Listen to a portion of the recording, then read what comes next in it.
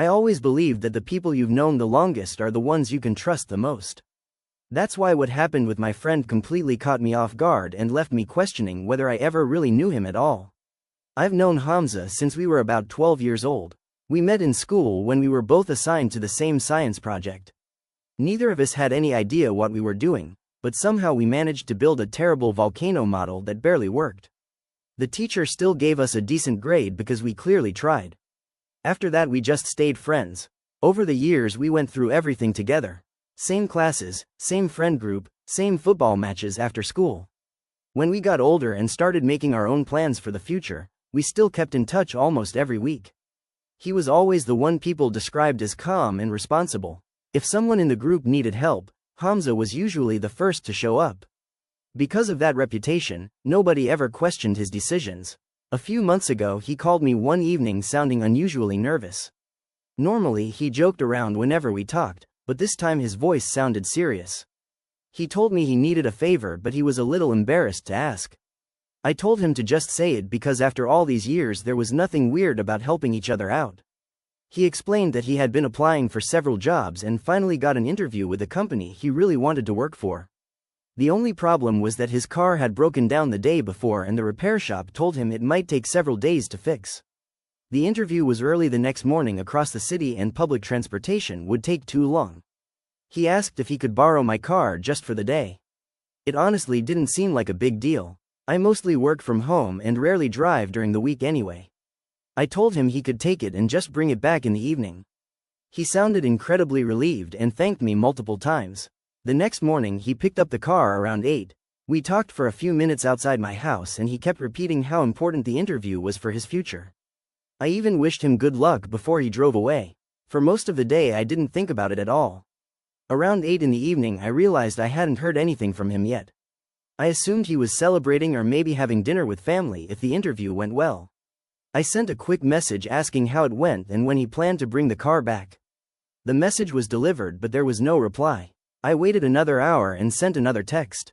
Still nothing. I tried calling but it went straight to voicemail. At that point I started feeling a little uneasy, but I tried to convince myself that he was probably busy. The next morning I woke up and the first thing I did was check my phone. No messages from him. That's when the worry really started to set in. I called him again several times but he didn't answer. I also noticed that my car tracking app showed the car was still somewhere across the city.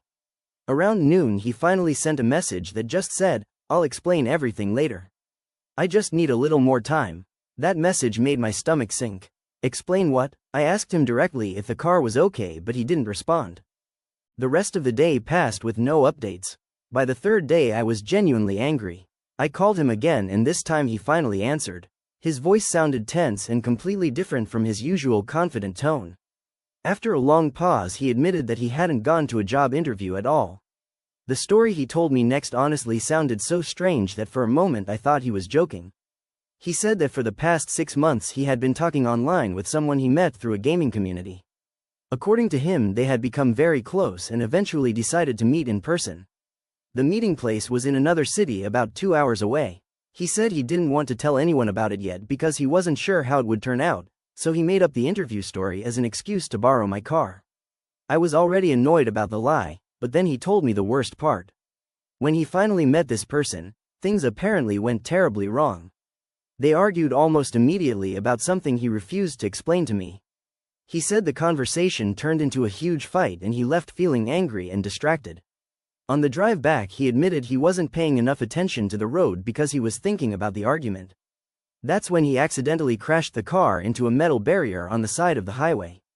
My heart started pounding when I heard that. I asked him if he was hurt and he said he was fine, but the front of the car was badly damaged. He then admitted that the reason he hadn't told me anything for 3 days was because he was trying to find a cheap mechanic who could repair it before I noticed. When he said that, I felt a mix of anger and disbelief.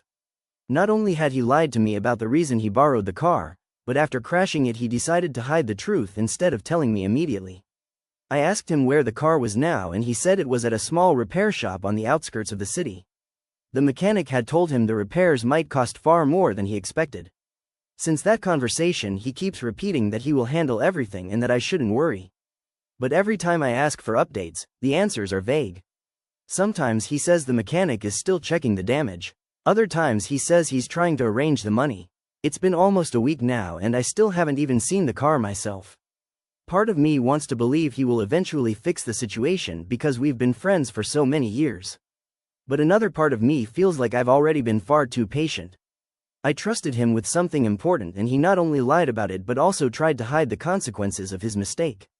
Now I'm stuck wondering whether I should continue giving him time to fix it or take more serious action to protect myself and my property, even if it means completely destroying a friendship that has lasted most of my life.